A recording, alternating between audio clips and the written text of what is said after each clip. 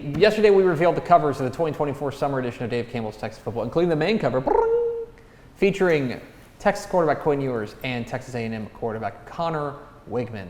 And the man who wrote the main feature for the 2024 summer edition is sitting to my right, Mike Craven. And I want to talk to you a little bit about the writing process here, because this is a challenging story to write, but not for any reason other than this story's been written a million different ways by a million different people. So I'm curious as to how you decided to attack a story as dense, but also as comprehensively covered as Texas versus Texas A&M.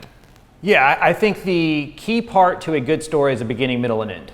And so it's deciding where are you going to start, where are you going to go, where are you going to finish. And so for me, it was let's try to do the 120 years as best as we can, right? Let's go to the very beginning, the first time they played. What was that like? How did that come about? How much did it cost to go? Just everything you would want to know about that first game.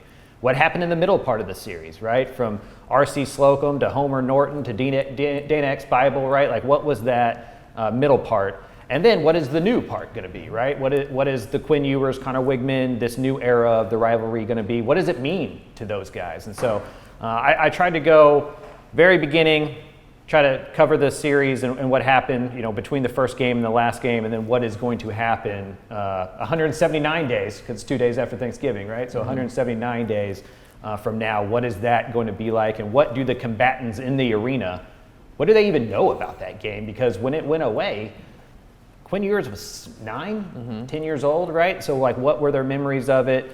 So going from talking to R.C. Slocum and Matt Brown about the rivalry to Quinn Ewers and Connor Wigman about the rivalry are two different vantage points. And so it was just trying to figure that out and then slice it down to 2,500 words. Because as you know, 2,500 words sounds like a lot. And then you start trying to tell a story like this one, and it's, I have to select the 2,500 words. So it was enough to write a book about. There are books about it. I read them in preparation of this. It was trying to fit as much of the story into the 2,500 words as I could. That's I think a challenging thing. And speaking as a guy who's done a little bit of writing himself, that is always that's a perfect way to put it. You get the word count and you go, oh man, I got plenty of space to breathe. And then once you set the stage, even once you just set the stakes here, then you're like, oh, it's half gone. Yes. Because, and especially with a story as dense as Texas versus Texas A&M, and also a story that means so much to so many people, that I have to imagine that from your perspective, writing this story for the magazine of record in the state of Texas about the rivalry of record in the state of Texas, there has to be a little bit of, I know we feel this way about selecting the cover and stuff we do in the magazine, there's pressure to make sure you do it right too. Yeah, this was my 6th cover story for you guys throughout my history kind of working here, right? And the previous 5 were about a person or 2 people. The Jeff Traylor, Joey McGuire one, or the Sonny Dykes, or the Rising Magazine stuff, or back in the day, the Ellinger Inside Fold. And so this was the first one that was about a broader topic. And to your point, I thought that was going to be less pressure. Because you got a lot of pressure not making Joey McGuire mad, or Jeff Traylor mad, or Sonny Dykes mad, or DJ Hicks. Yeah. That's not somebody you want chasing after you, right? And so, but in those, you only really have the family and that person that you're adhering to, right? For this story, it's everybody. And this was a big deal for me. My grandfather was the rehab specialist, the team doctor for UT my whole life. My whole Thanksgiving was dictated by this game. We didn't have a normal Thanksgiving. We did it the day before because he was going to be busy all day, right? And so the last 12 years, he hadn't known how to hang out with us because he's had to be around us on Thanksgiving. So I feel like I spent my whole life preparing to write this story, and that's kind of where the pressure comes from, is getting it right, not missing something that's obvious, and having so many people read it from so many different vantage points, and to feel like you gave it a fair shot from the Texas side and from the A&M side. Yeah, because that's another thing, is that this is a story about two, not just a rivalry, but also 2 distinct programs. And I know that one of the ways that you kind of attacked it, not to spoil, I hope you will pick up the 2024 summer edition of Dave Campbell's Texas Football, but you also approached it from this is not about 11 guys from Texas A&M playing 11 guys from Texas. There's a lot of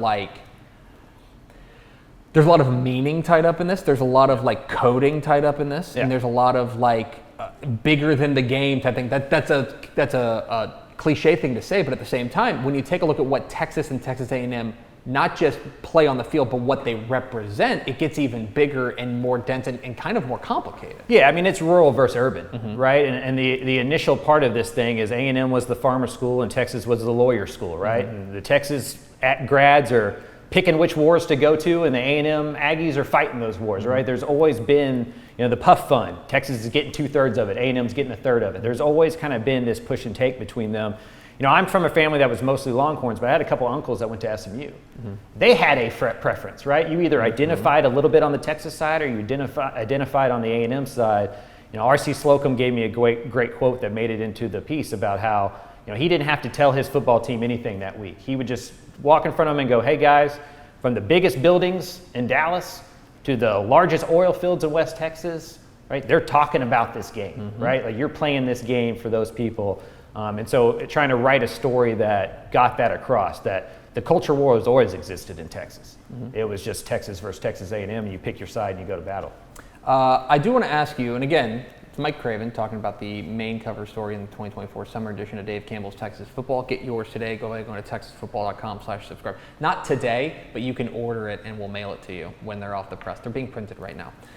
All that's to say, you talked about, we know what it means to Mac Brown. We know what it means to R.C. Slocum. We know what it means talking to Aggies and Longhorns of a certain age, let's just say.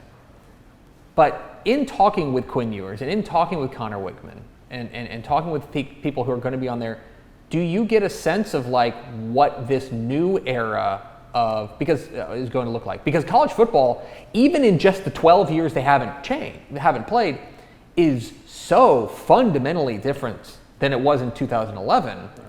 Do you get a feeling in talking with those guys that this rivalry resonates in the same way? That's a great question. I don't think that they see it like Ohio State, Michigan in terms of hatred, or Alabama, Auburn even, or Texas, Oklahoma, right? I think it's more of a friendly bragging rights rivalry between those. Because take Quinn and Connor, for example. They've known each other for 10 years. They've been going to camps together. They've been playing 7-on-7 together. They've been competing at the Elite 11 together. And that's true for all these guys. Most of the stars on the A&M football team have taken pictures on recruiting visits in Texas uniforms. Yes. Most of the stars on the Texas roster have taken recruiting visits and taken pictures in A&M jerseys. A lot of times those were the two schools they were down to. And so I just don't know if it's the same as it was in the 80s or the 90s to my dad and my grandfather's generation. I think for this new generation, it's about the state, it's about bragging rights, and people that went there. Right, Texas is going to walk into the SEC and play Georgia. Well, Quinn Ewers probably didn't go to school with many Georgia Bulldogs, but he went to school with a bunch of Aggies. And so I think there's just a layer to that in this state where, at Thanksgiving, you're sitting at a table with a couple Longhorns and a couple Aggies, right? And that's been true if the game existed or if the game didn't exist. I think now it's just going to give stakes back to those conversations, some bragging rights, social media, but I think the young guys get it. They know that what it was taken from them. And for those two specifically, they grew up wanting to do this. Connor Wigman wanted to be the quarterback at A&M. Quinn Ewers wanted to be the quarterback at Texas, and now they're going to be when they play each other for the first time. I think they both understand just the gravity of that and how cool it is to do that. Yeah. You going to go to the game? I'm gonna go to the game. As long as they allow me inside, I'm gonna go to the game. Yeah. One of the reasons I was excited about this magazine feature is now they have to let me. That's the guy that did the story. Right. Yeah. That's Mike. Yeah, Mike's in. Yeah, they got a credential. Yeah, exactly right. So I'm pretty excited about that. Yeah, he's Mike Craven. You can see his fine work as always on TexasFootball.com, and you can, of course, listen to read his fine work in the 2024 summer edition of Dave Campbell's Texas Football. Mike, appreciate your time. Please go give that microphone to Carter. Yep, can do.